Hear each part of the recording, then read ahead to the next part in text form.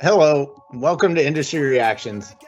Industry Reactions is a weekly briefing on industry events, changes, and future trends that impact your business. We're your hosts, Rick Honer and Mark Friedel from ChemPoint. You can find Industry Reactions on YouTube, LinkedIn, and as a podcast. For those watching on YouTube, make sure to hit that subscribe button, ring that notification bell, and smash that like button. We plan on discussing issues that impact the global industry and help you uncover new opportunities. We hope this will provide market intelligence that will keep you ahead of changing conditions.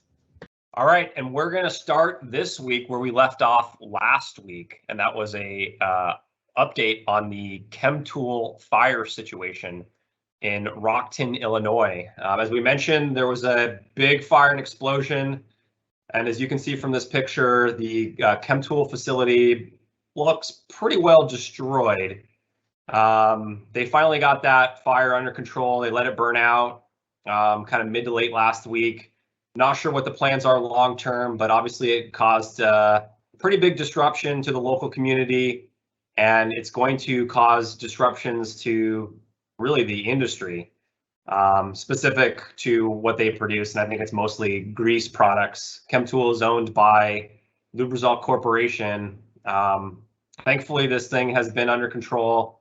There's been no casualties as a result of this. I think everyone got out safe, but still a pretty major event for our industry.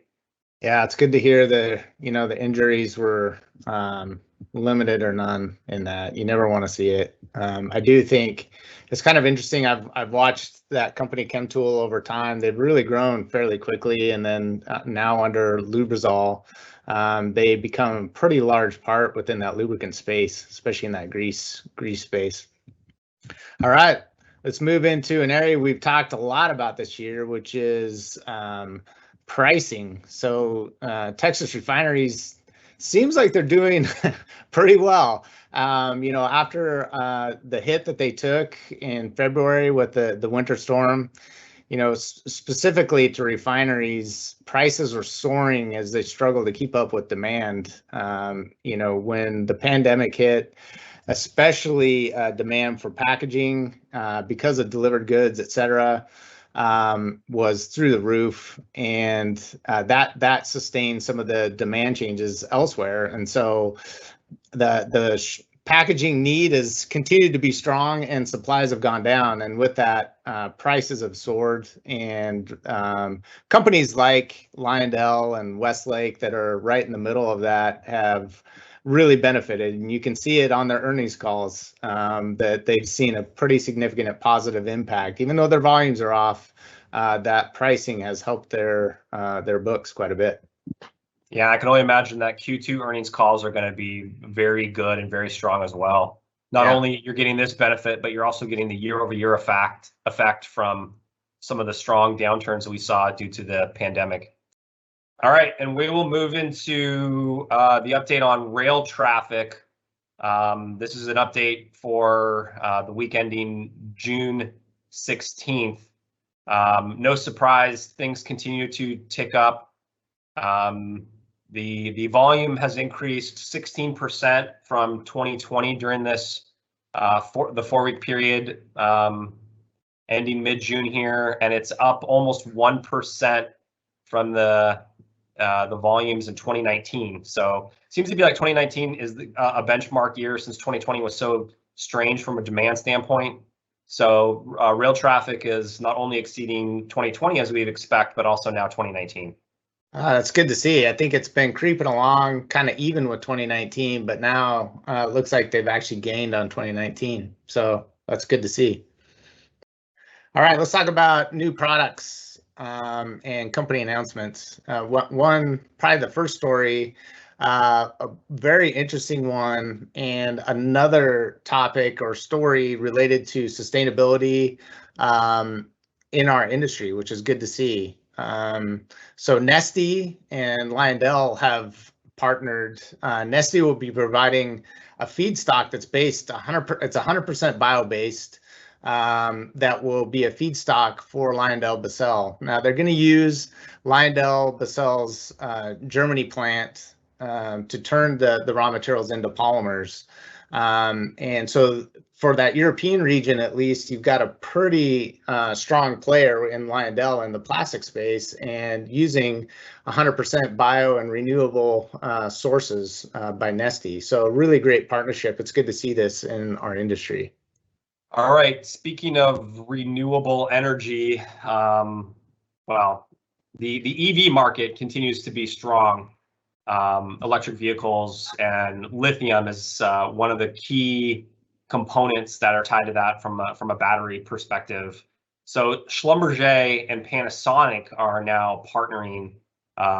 They've reached an agreement, and it's the agreement is really looking at how to validate an optimization of this new lithium extraction process, which is what people are doing more and more these days.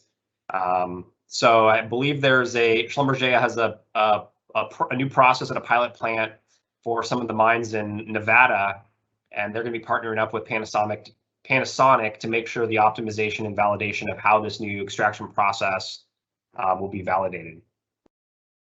Huh, that's interesting to see. Schlumberger, I've only ever thought of them in the oil space, and so to see them involved in lithium seems like a pretty significant shift.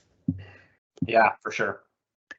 All right, a quick story around Amherst. They've sounds like they're going to be acquiring a company called Olica. Olica, I wasn't aware, but they are actually a company that's in hand sanitizers and provide hand sanitizing type raw materials. So Amherst has clearly acquired them to bolster their portfolio in terms of sanitization and hand sanitizers. All right, another big M&A story is in the pigments segment. Heubach and SK Capital are partnering up to buy the Clariant Pigments business for nearly a billion in a cash deal, which I think is contingent on Clariant hitting certain financial targets before the close throughout 2021. I guess I would infer that the transaction is not going to close until the early part of 22. It values them at a nearly 11 times earnings multiple, just kind of looking back at the last 12 months of earnings. So this is a pretty significant shift in or acquisition in the pigment segment. I think there's roughly 3,000 employees, and sales associated with this portfolio is close to €1 billion annualized. So pretty big move. I'm assuming SK will take a certain percentage ownership in Heubach, and this will fall into the Heubach portfolio of pigments. All right, let's talk a little bit about food and food ingredients. Kerry announced that they were selling their consumer foods business, which focuses on meats mostly within the UK and Ireland, to Pilgrim's Pride, and that transaction is about $1 billion total with a B. Kerry was also in the news this week in announcement of their acquisition of Niacet, a business that we're very familiar with. And in the whole, the thing that's interesting to me is both of those moves signal a move further upstream in the value chain for Kerry. We're getting closer to the raw materials and maybe less emphasis on the end product or end food. It looks like a good move and very interesting. All right, and our final story today, Distrupol, who's an affiliate of GPD Companies, which is owned by One Rock. So One Rock's back in the news again. Distrupol is acquiring Latrup Chemicals. Haven't heard of them in the past. They're a sort of niche polymer distributor in Scandinavia. So I think it's going to be a nice little bolt-on for that Distrupol business. Yeah, as you may or may not know, One Rock was involved in acquisition of that Nexeo Plastics business just recently acquired the Distrupol and now Latrup. So clearly trying to consolidate some polymer distribution networks.